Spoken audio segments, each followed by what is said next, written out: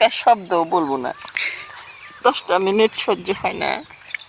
আসসালামু আলাইকুম। যে যেখান থেকে দেখছেন আশা করি সবাই ভালো আছেন। আসলে ভালো তো থাকার অবস্থা খুবই খারাপ, ভালো থাকার সুযোগ নাই।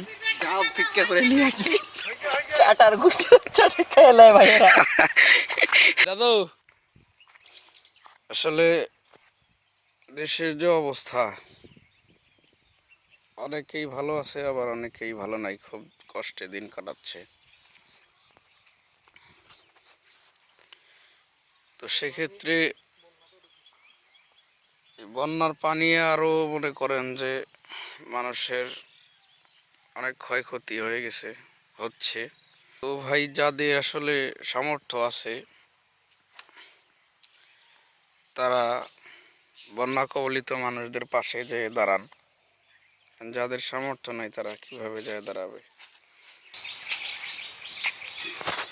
এই তো দেখতে পাচ্ছেন যে অনেকগুলা শেড দেখা যাচ্ছে এখানে। এই শেডগুলো হচ্ছে আপনার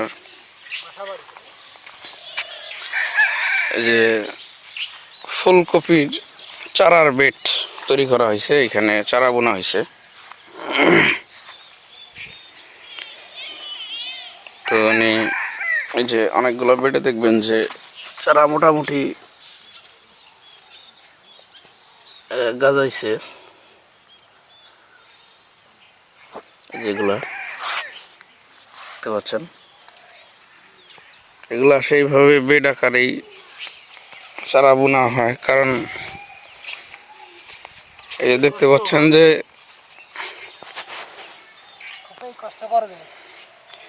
এটা আসলে আবাদ করা এত সহজ না।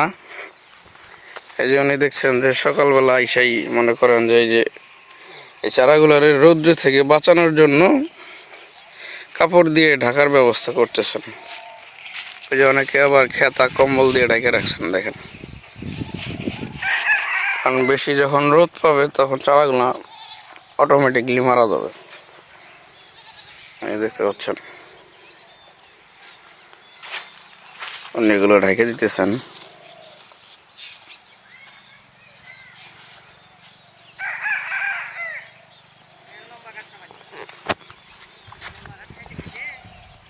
চাচা, তাহলে ঢাকার কারণ কি কোন তো?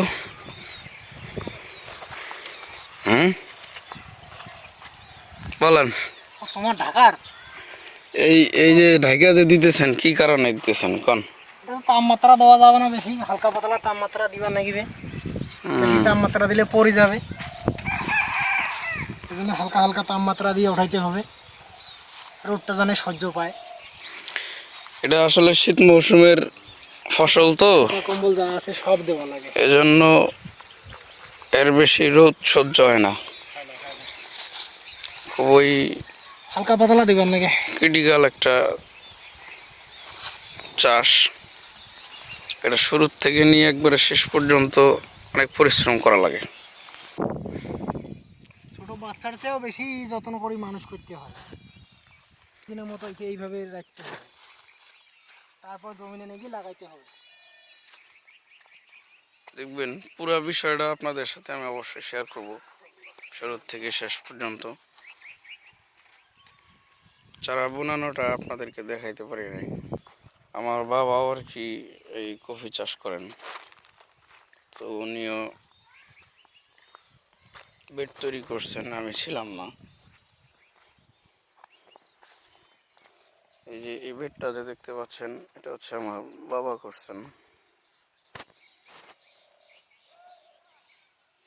এই যে এটা মোটামুটি চারা গাজাইছে, দেখেন প্রত্যেকটা চারাই মাশাল্লাহ গাজায় গেছে। কারণ অনেক সময় চারা মার হয়,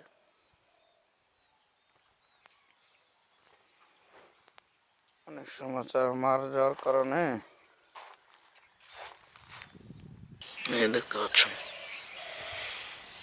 চারা মোটামুটি গাজাইছে।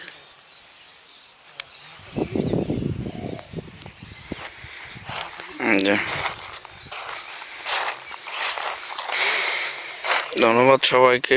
অবশ্যই সবাই ভালো থাকবেন আশা করি।